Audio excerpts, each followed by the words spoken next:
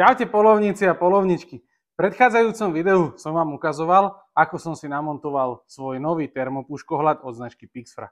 Poďte si teraz so mnou pozrieť, čo sa mi podarilo natočiť a čo sa mi dokonca podarilo aj pomocou tohto termopuškohľadu uloviť.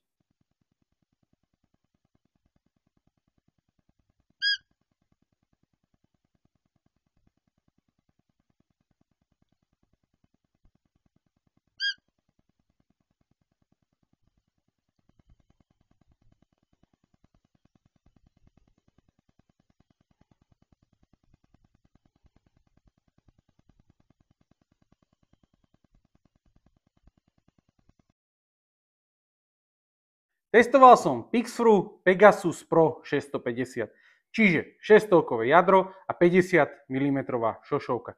Veľmi ma prekvapila rýchlosť aplikácie, ktorá bola naozaj veľmi kvalitná. Veľmi rýchle som dokázal aj prenášať videá do mobilného zariadenia. Samozrejme, aby som len nechválil, troška by som skritizoval obraz v prípade zoomu, ale všetko sa dá zniesť a vydržať. Celkové hodnotenie tohto prístroja je z môjho pohľadu veľmi pozitívne. Samozrejme, všetko sa dá zlepšovať, ale u tohto prístroja za túto cenu ani moc nie je čo.